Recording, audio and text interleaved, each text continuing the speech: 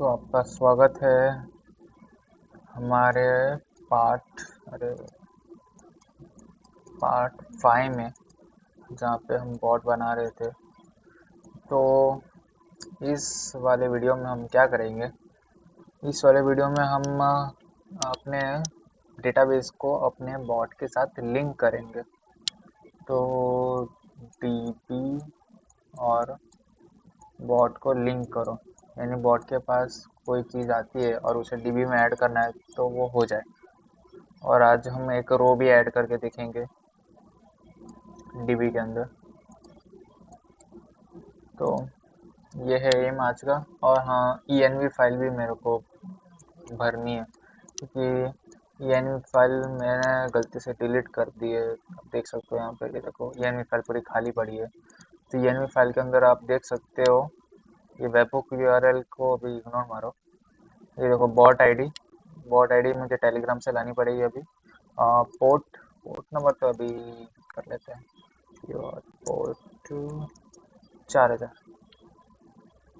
अगर चार अरे अगर 4000 नहीं चला तो 3000 यूज़ कर लो। एक्सप्रेस डॉट जेसन, ये नहीं है, ये नहीं है, ये नहीं है, बस हो गया।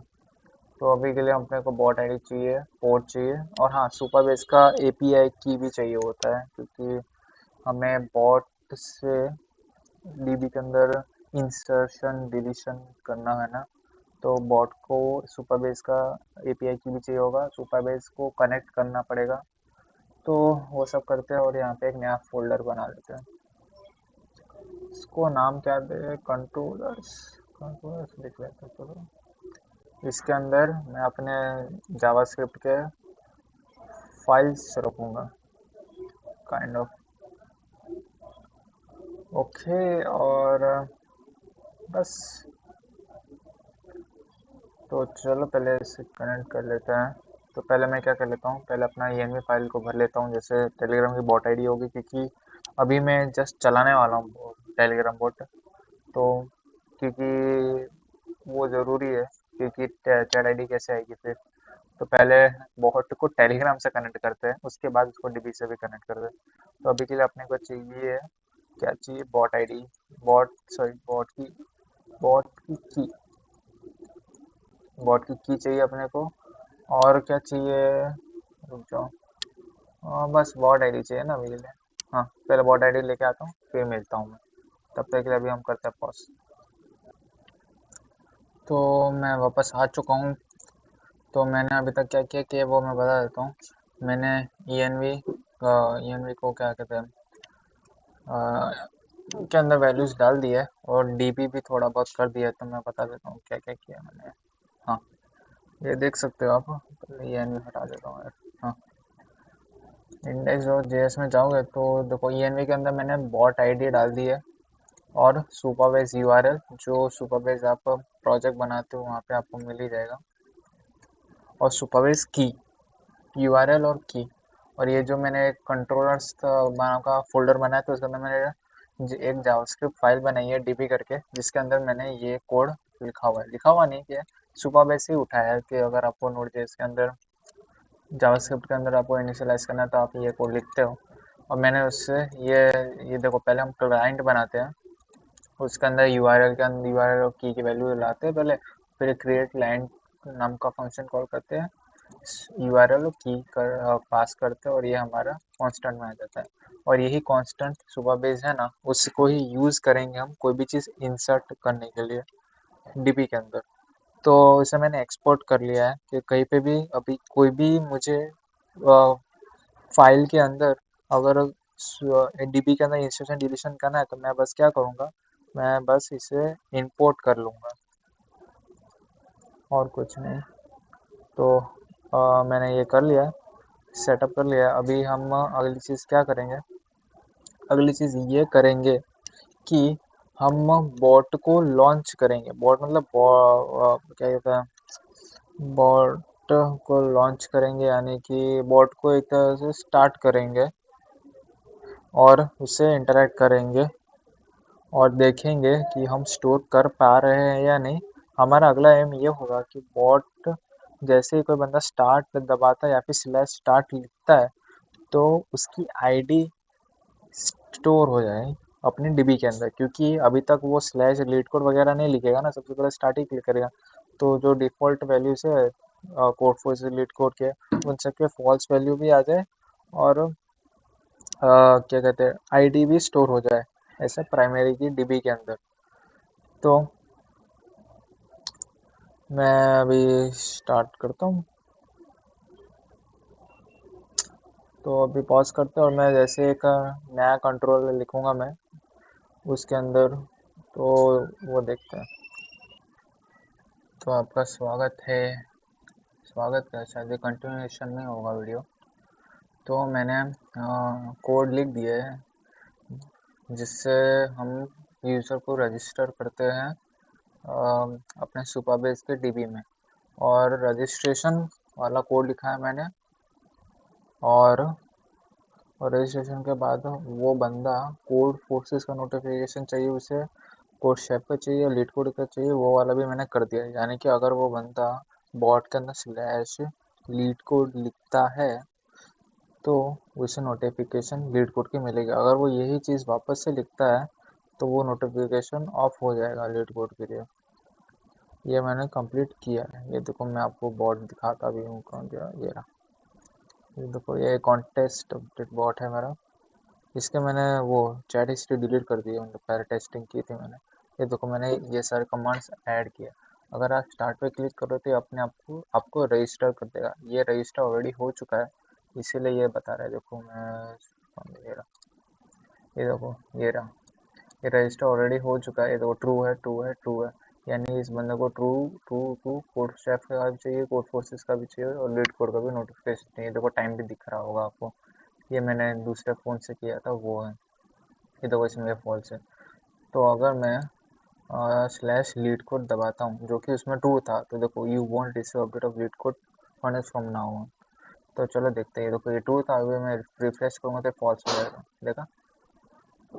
अगर मैं वैसे ही वापस से लीड कोड पे क्लिक करता हूँ तो, और फिर रिफ्रेश करता हूँ, तो ये ट्रू हो जाएगा। तो अपडेट हो रहा है अपना डीबी, ये अच्छी बात है। यानी कि हमने ये पार्ट कंप्लीट कर दिया है। मतलब अभी हमें क्या कहते हैं, डीबी वाला पार्ट खत्म हो चुका है। अभी डीबी में इससे ज़्यादा कुछ करना नहीं है, क्योंकि डीबी में सिर्फ बंदे की प्रेफरेंस स्टोर करनी है हमें और उसकी आईडी। तो ये वाला डीबी वाला पार्ट तो कंप्लीट हो चुका है। अभी हम सुबह बेस का कुछ काम नहीं है ज़्यादा। तो अभी हमें अभी क्या, पहले मैं कोड समझा देता हूँ ना क्या क्या लिखा है मैंने। ये देखो, ये है इंडेक्स या इंडेक्स डॉट जे एस, यहाँ से सारी चीज़ें शुरू होती है। और देखो, अगर आपको टेलीग्राफ में अंदर कमांड ऐड करने हैं तो आप इस तरह से लिखते हो, बॉट डॉट कमांड, और ये कमांड का नाम। देखो, पता है स्लैश लीड कोड लिखा था, तो स्लैश के बाद का नाम इधर, और ये उसका हैंडल रिक्वेस्ट। मैंने तीनों का सेम ही रिक्वेस्ट रखा है, तो क्या मुझे लगा सिंपल रहेगा। इसके लिए अलग अलग भी लिख सकता था मैं हर एक का, पर वो चीज़ें रिपीटेटिव थी तो मैंने एक ही में ही लिख दी। तो लीड कोड हो गया, कोड शेफ हो गया, कोड फोर्सेस हो गया। ये बोर्ड डॉट स्टार्ट एक स्पेशल कमांड है, जो पता है स्लैश स्टार्ट लिखा था मैंने। तो ये देखो, ये उसका हैंडलर, वो हैंडलर इधर ही लिख दिया मैंने, उसका कोई अलग से फाइल नहीं बनाई। सिंपल है, मैंने इसके अंदर भी फंक्शन ही कॉल किया है। मैंने यहाँ पे डायरेक्ट लिख सकता था उसे। देखो, पहले मैंने ये सब लिखा था, वो हटा देता हूँ।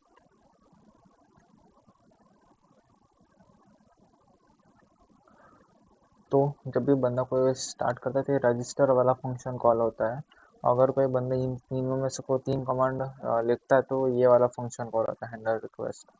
और कोई भी बंदा टेक्स्ट मैसेज करता है तो उसे उसी का ही मैसेज रिप्लाई हो जाए, console डॉट लॉग।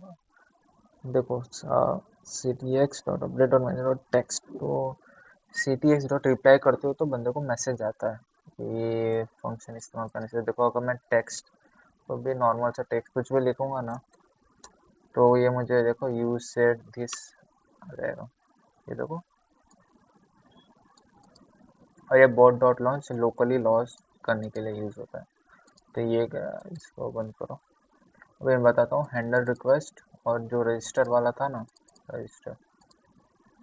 ये देखो, सुपर बेस के अंदर अगर आपको क्लाइंट क्रिएट करना है तो आप इस तरीके से करते हो।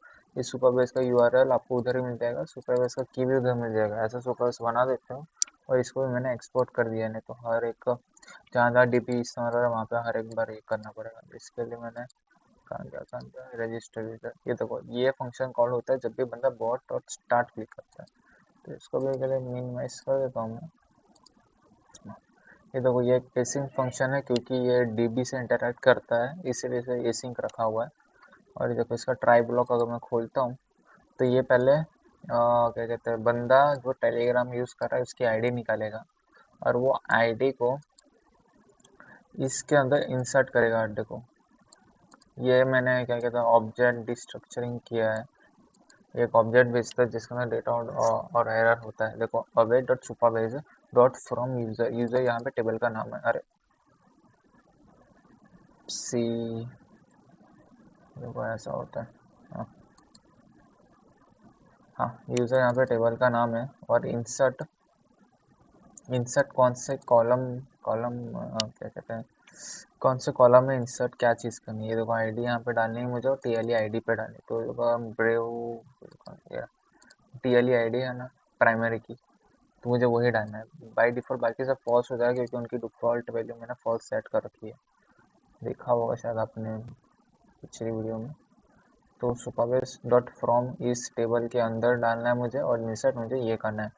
और अगर एरर है, अगर एरर है और उसका एरर डॉट कोड ये है, देखो सुपरवाइज में अगर कोई प्राइमरी की रिपीट नहीं होती है ना, कोई नॉर्मली कोई भी एसक्यूएल में, तो अगर वो प्राइमरी की रिपीट वाला है तो एरर का कोड ये रहता है, सुपरवाइज का एरर कोड। इसका मतलब यूजर ऑलरेडी एग्जिस्ट है, इस आईडी का बंदा ऑलरेडी एग्जिस्ट है, तो बंदे ने स्लैश स्टार्ट फालतू में फिर से दबाया है, तो यू हैव ऑलरेडी रजिस्टर वाला मैसेज आता है जो मैंने अभी किया था।